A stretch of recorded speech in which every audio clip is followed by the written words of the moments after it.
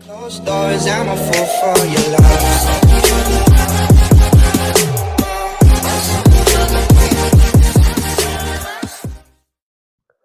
So, hello YouTube, hello everyone.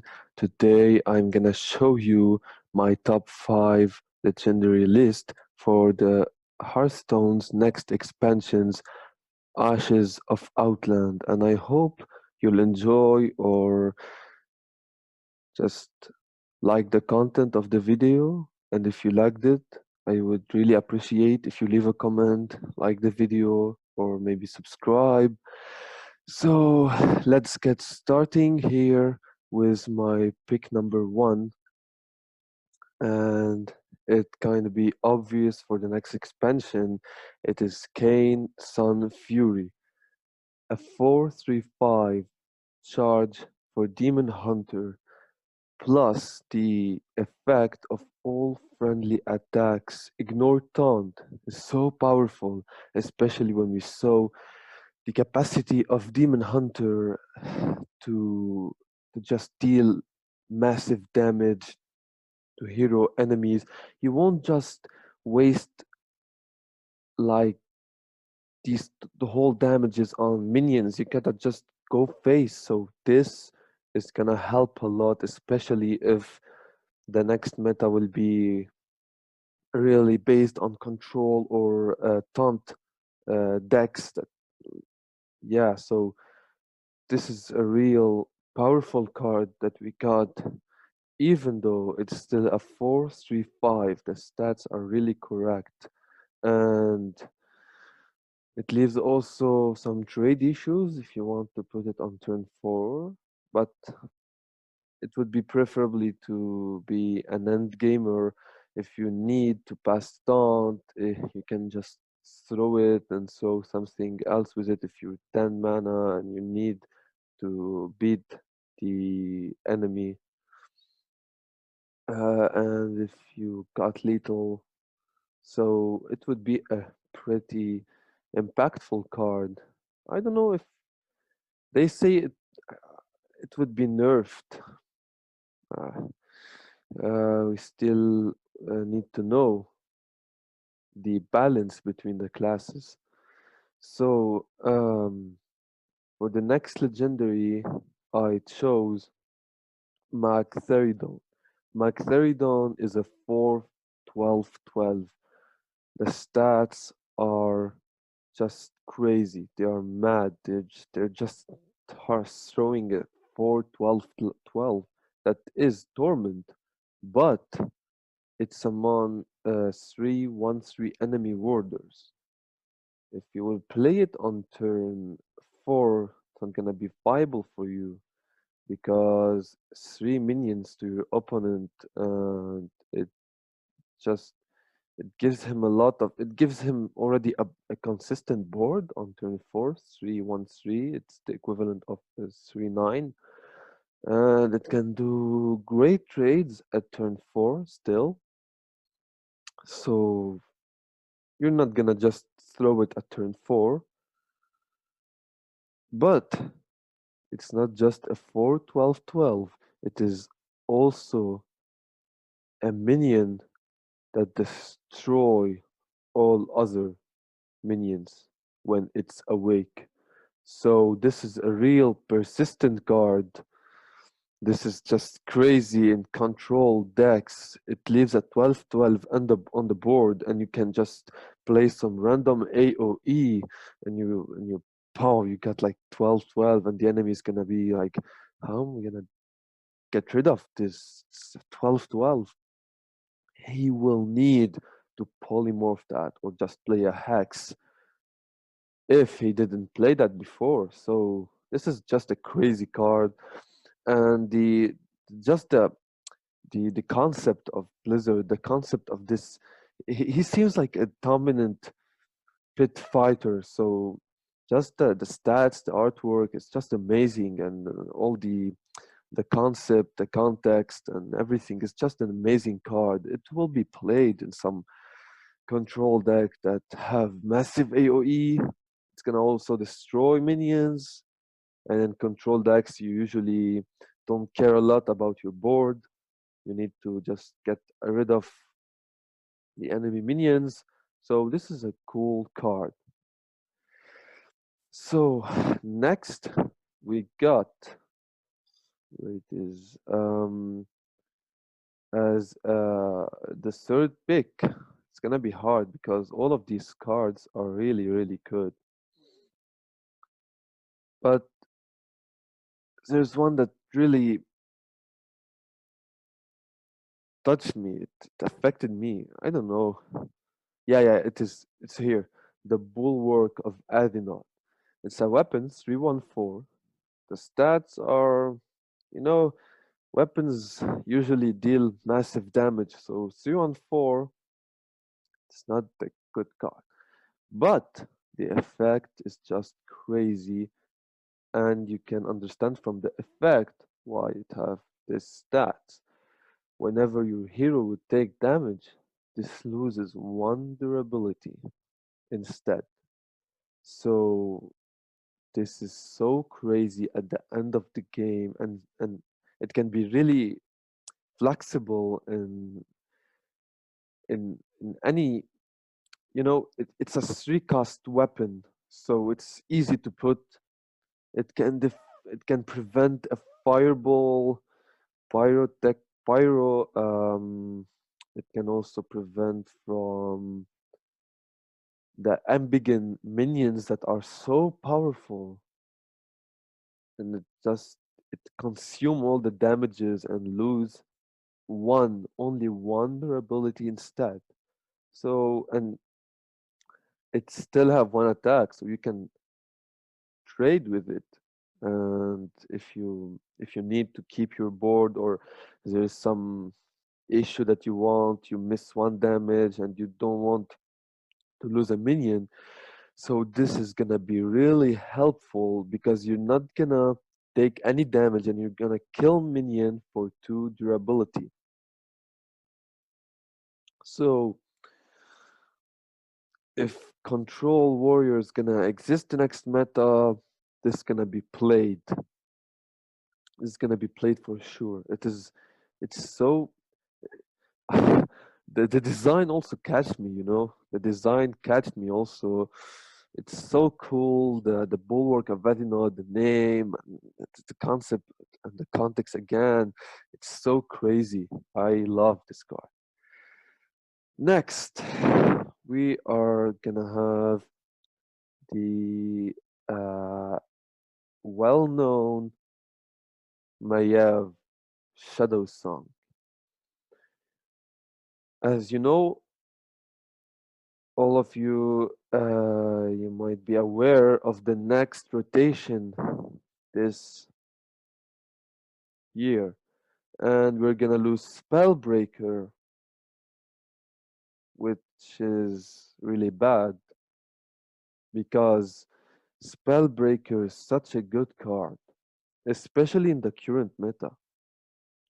You know, just think about the Spellbreaker, what it can do. It can silence the 768 Tonus Reborn. It can silence a Van Cleave that is still on standard. It can silence a taunt, a random taunt, maybe the 647 that gives +2/+2 to the taunts in your hand. It's a warrior legendary card from Uldum. I forgot its name. It can just get rid of many things. And remember, silence go also on the stats. So if your enemy has so buffed a buffed minion, maybe the magnetized minion, super buff minion, it can also just destroy all of its buffs and get rid of taunts easily. So you got here a single target 443, which has already good stats and similar to the Spellbreaker. And it has a battle cry, choose a minion. and it goes dormant for 2 turns. So, first of all, you choose a minion of your choice. So it's not gonna be just the opponent, because you might be choose Van Cleef against Wrong because it's gonna have so much stats, and a 4/4/3 will first of all get rid out of it for 2 turns, and will it disable all its buffs, so it's very consistent to play against Drog. Second of all, you choose a minion, so you can choose your proper minion. You're not gonna use it all the time on your minions because it's gonna be super hard to wait for 2 turns.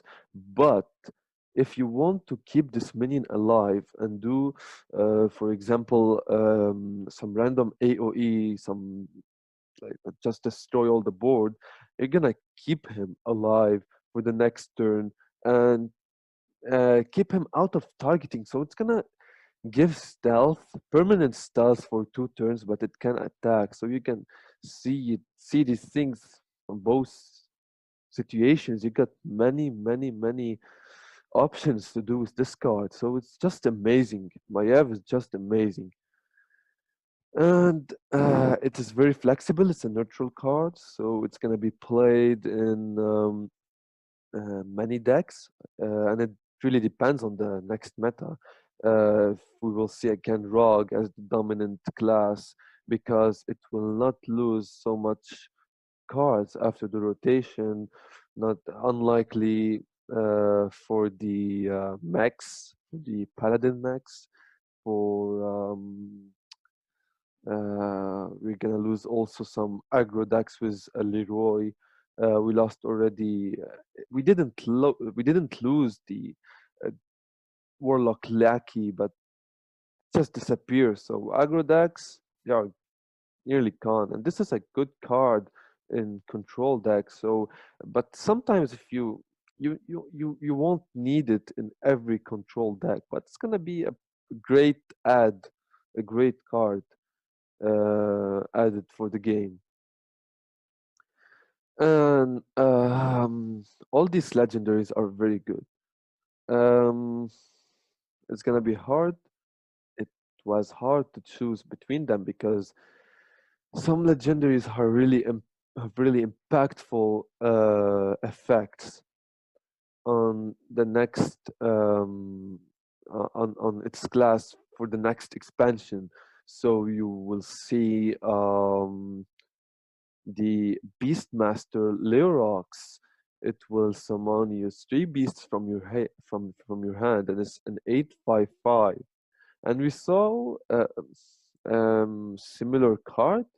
It's a 7 mana Boomstay Project card that will summon 3 minions from your deck. They will attack random um, enemy minions and will die when the turn ends.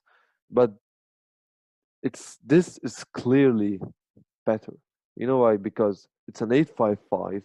So you gotta consider that it's if you want a 5/5/5 that will summon you 3 beasts. So worst case scenario, you're gonna summon 3/1/1, which is still good because you will summon, for example, Summerfly. Summerfly have it's a weak minion, but it has a nice death rattle that gives you a spell, a hunter spell in your hand. So it's gonna be super interesting to play Summerfly in a beast deck, as it seems to us to be the next hunter deck, maybe, because everyone wants clearly to test the new legendaries and their efficiency and their efficiency on the next meta.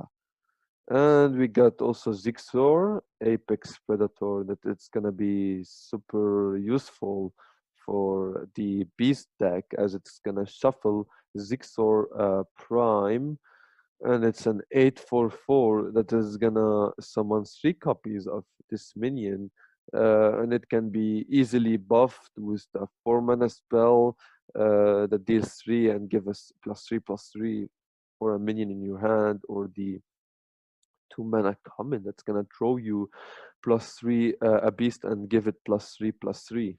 So yeah, we got some nice archetypes.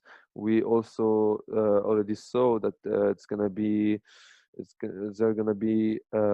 some new gameplay or a major change in some of the archetypes, like the Drude. For my opinion, Drude is definitely gonna be a really fun, and I say fun, class to play next expansion. With not only with this legendary, the Prime, the Mishafin, that's gonna shuffle you a 10/9/9 into your deck. It's gonna be also for the lot of big cards like the Hydra, the 7/7 minion epic that's gonna give you, that has rush also, and it's gonna give you a random 8 cost minion, and the 3/3 card, common card, that's gonna reduce the cost of a minion by 5 from your hand. 5. It's gonna be for sure played in some big archetypes, big Druid. So yeah, and for the last legendary, we are gonna have the it's really hard. I I hesitated a lot between the primes, but I don't think that primes will be like the game changer, because primes, they are solid minions. They are early solid minions, late solid minions, game changer in the matchup, but it's not gonna be a meta breaker, you know. So it's gonna shuffle you a card, and not every class will draw anymore because of the acolyte of pain that's gonna rotate to from this year of the Phoenix. So my favorite and last card, it's Evocation. Why Evocation? Because it's a 1 mana spell that's gonna fill your hand with random mage spells, and at the end of your turn discard them. Okay, so at first look, it will be very bad, because mage, Highlander mage, it's just based on generating spells. It already generates some massive boards. It already generates some a big hand. So you don't know if you're gonna be able to play it, or if you're gonna win before you even play it. But just consider this, for example, against aggro, because remember, we're gonna lose Celiacs this year, next year, the Phoenix, because we are still in the year of the dragon. So evocation will fill your hand with random mage spells, and it don't necessarily have to give you 10 spells, it can give you just 3 spells, and you're gonna just choose 1 or 2, sometimes 3 between them, and it's gonna be very helpful to search for it's gonna be really helpful to search for some it's just gonna give you some more some more options to get rid of the enemy board, for example, or maybe just freeze some big minions, because clearly mage have a lot of freeze options, especially and it seems that we will be looking for mage only spells, mage with only spells. It's just incredible. And in a deck with only spells, this is just amazing because usually spells just cost two. You need to put some freeze. You will be putting some big spells like the puzzle box or the eight mana, the epic that summon two 6 cost minion. It's gonna just generates a lot of value from this deck. It's super interesting to see, and a deck full of spells, because we never seen that before. Only with Hunter, and Hunter was so good. It was so good that it really went to the top tier meta deck because of heroes like Suljin, heroes of Rexar, and right now we have Reno, the amazing Reno, which also has synergize if you want, with the spells. It has a heroic power that's gonna just throw spells randomly, and this is so good. Sometimes he is really annoying, and sometimes just generates some bullshit like um, some random spells that's gonna empty your mana for next turn. So yeah, but it's gonna be super rare, and with the next meta, we're gonna see a lot of new spells that are really expensive, like the 10 mana for the hunter that summon 4/3/5, and they attack random enemies. It's just so crazy if you just cast it with Reno or generate it. I don't think you will be able to generate it from spells from the mage class, but yes, you can generate it. I forgot. Sorry, it's from the puzzle box. So this now returning to this card, this will be so beneficial for the next archetype of mage. And I personally really hope this will work because just throwing spells is just easy. But at the same time, you need to think about really um, some prevention. Like you will need to keep your polymorph if you're playing against Rogue. You're gonna keep freeze if you're playing against an aggro deck like Demon Hunter. Um, yeah, it could be viable next meta. So thank you for watching me, and don't forget to leave a comment or just a small like, a little like, or maybe if you liked my